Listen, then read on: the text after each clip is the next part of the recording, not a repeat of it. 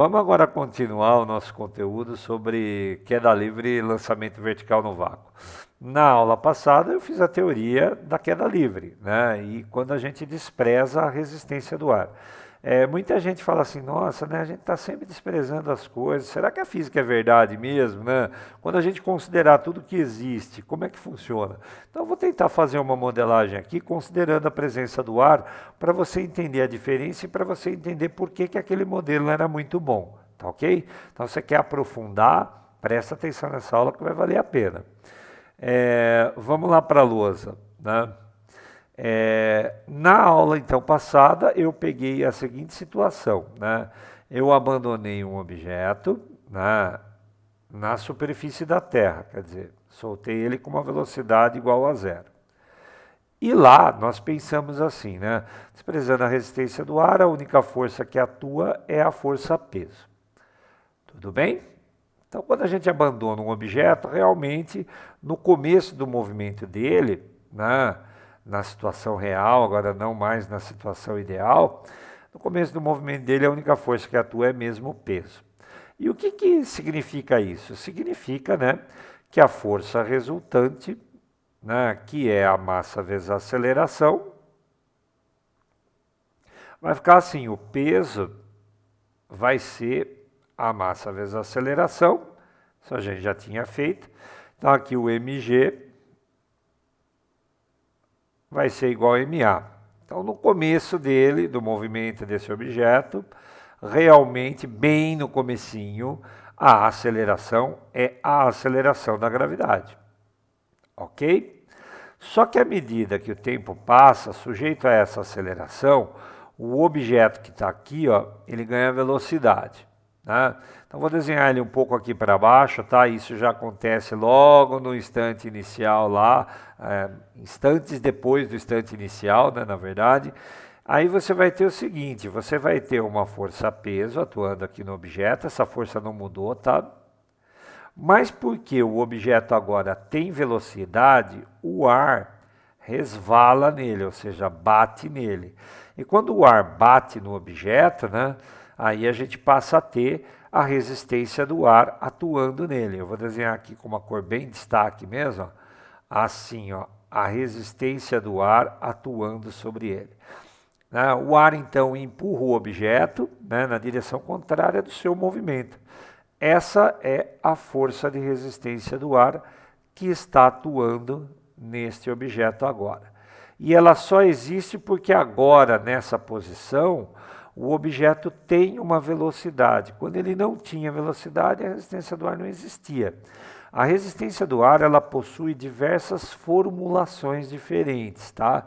Diversas modelagens diferentes. Eu vou desenhar aqui e vou calcular aqui a mais comum delas, tá? Então é uma formulação que diz o seguinte, né? A força de resistência do ar que surgiu aqui, ela é proporcional ao quadrado da velocidade. Por que eu estou usando isso? Porque esta daqui foi a expressão mais frequente nos vestibulares durante todos os tempos. Mas eu confesso que já vi questões onde o K está multiplicado por V e não por V quadrado. Então basta você ficar atento, né, no dia do seu vestibular, qual é a formulação, qual é a modelagem que a questão está pedindo ou que ela está dizendo. Eu vou seguir com essa porque essa daqui é a comum. Vamos entender? Esse K é uma constante de proporcionalidade, já eu falo sobre ele. Mas o V que é o importante é a velocidade, né? Então, quanto maior for a velocidade, maior será essa resistência do ar. Então, como é que a coisa se passa a partir daí, né? Com a presença da resistência do ar, o objeto não tem mais a aceleração que ele tinha. Eu posso fazer assim, ó, força resultante é massa vezes aceleração. Eu posso dizer assim, ó, o peso ainda é a força de maior módulo, eu subtraio a força de resistência do ar, né, e eu vou ter aqui uma massa vezes uma aceleração. já dá para perceber que como não é só o peso que está atuando, a aceleração vai diminuir, uma vez que eu estou subtraindo a força de resistência do ar daqui. Mas eu vou desenhar isso daí, vou calcular isso daí explicitamente, tá? Aqui entra um mg, certinho? E aqui entra um k vezes um v ao quadrado, tudo isso, né, destacado aqui para você, vai ser igual a massa vezes a aceleração. Então essa é a resistência do ar que não existia. Eu posso agora dividir todo mundo pela massa, e é o que eu vou fazer, e eu vou chegar nessa expressão aqui, ó, dividindo todo mundo pela massa. Aqui vem m dividindo, e aqui vai surgir um m, correto? Vou copiar aqui para você entender direitinho, ó. A aceleração é a gravidade menos uma parcela que depende da velocidade, k vezes v ao quadrado sobre m. Tá? Aqui está a prova, né, de que a aceleração não é mais a aceleração da gravidade, é a gravidade menos alguma coisa. Agora vamos pensar sobre isso.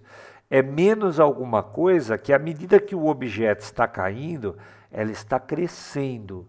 Por que esse termo aqui está crescendo? Porque a velocidade está aumentando quando o corpo cai. Então essa aceleração, quando a velocidade aumenta, ela diminui, gente. Tá? Então o objeto não cai mais com a presença da resistência do ar, o objeto não cai mais em movimento uniformemente variado. Tá? Ele vai ter um movimento diferente. Poderíamos chamar de variado, porque agora a gente tem a aceleração mudando, tá? Então é isso. O que vai acontecer é que o objeto vai cair, a velocidade dele vai crescer, mas ela não vai crescer na mesma taxa sempre. Mas vai chegar um momento aqui que eu gostaria de destacar, que é muito importante, né? Como a força de resistência do ar ela depende da velocidade, vai chegar um momento aqui que eu tenho a força-peso, esse momento é muito importante, e eu tenho a resistência do ar e ela cresceu tanto, né, que olha só o que está acontecendo aqui nesse instante. A força de resistência do ar ela cresceu tanto que ela ficou igual à força-peso em módulo, ok? Quando isso daqui acontece, então eu vou destacar, né? Então olha lá, vou destacar. Quando isso daqui acontece, a força de resistência do ar fica igual à força-peso, então eu venho aqui para calcular a força resultante, né? A força resultante que é a massa vezes a aceleração, o que a gente percebe?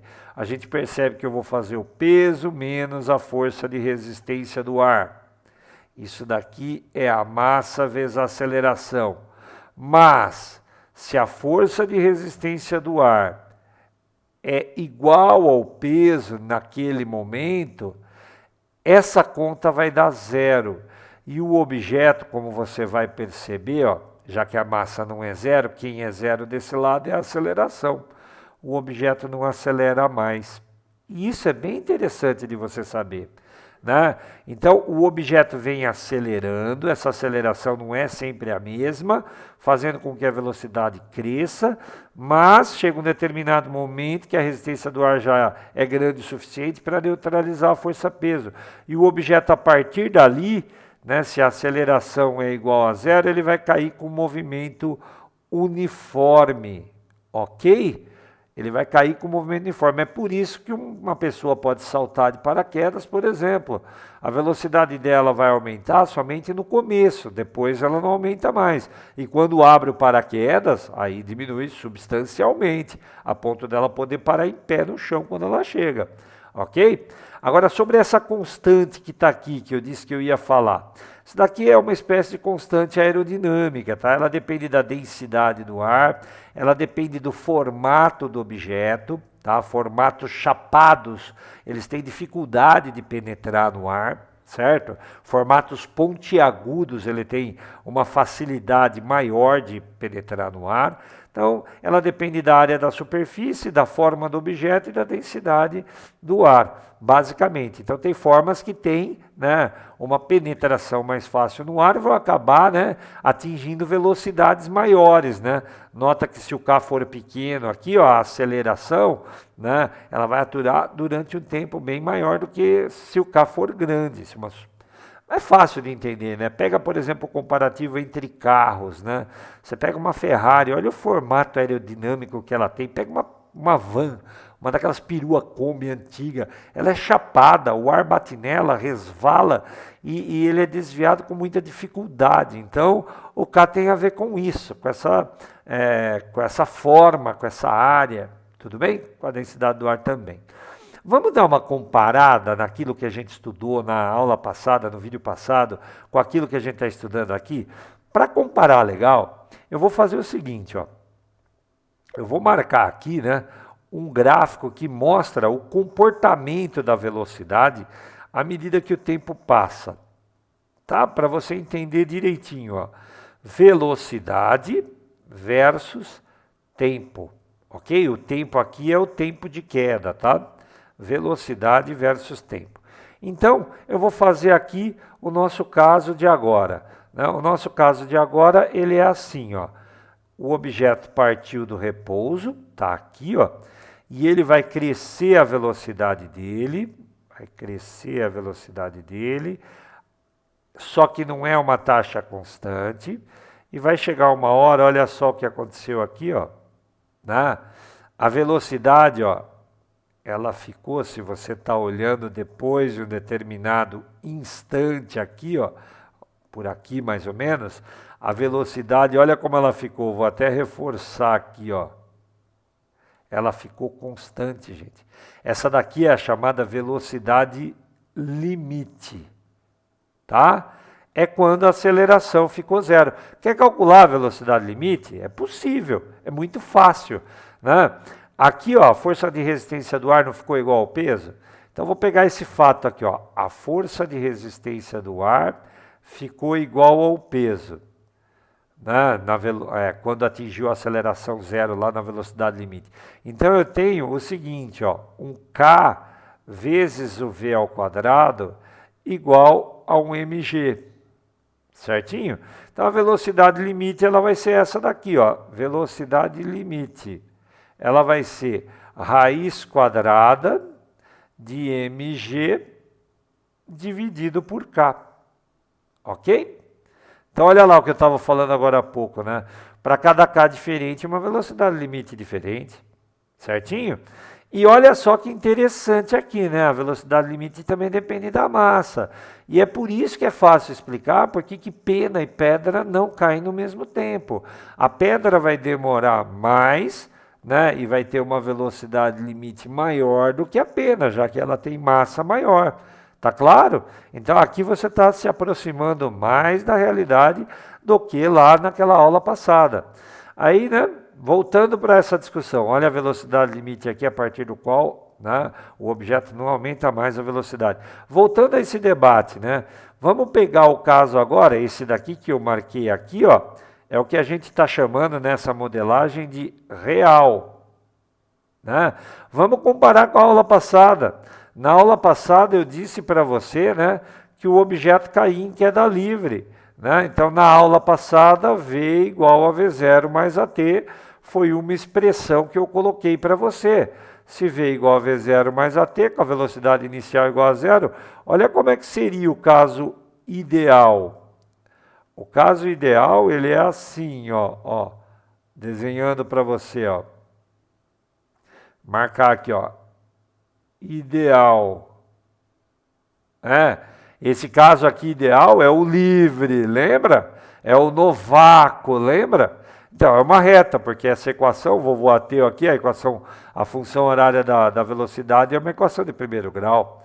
Então, comparando o caso ideal com o caso real, você percebe muita diferença, certo? Eles não são iguais, né? Mas observa um detalhe, ó, se a queda tiver curta duração, quer dizer, ela demorar pouco tempo, o corpo cair de uma altura pequena, olha aqui, ó, nesse intervalo de tempo que eu estou marcando aqui, perceba que o caso ideal e o real, eles são muito semelhantes, né? Podemos até dizer que são idênticos.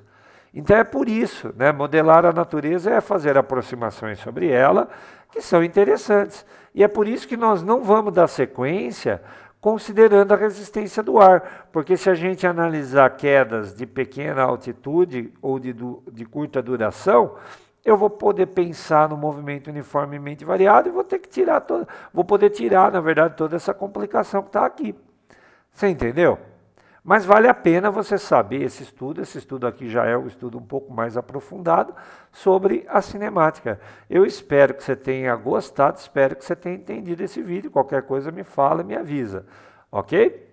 Sempre lá no canal você pode postar comentários, fazer perguntas, etc, né? Ok? Então, espero que você tenha gostado desse vídeo.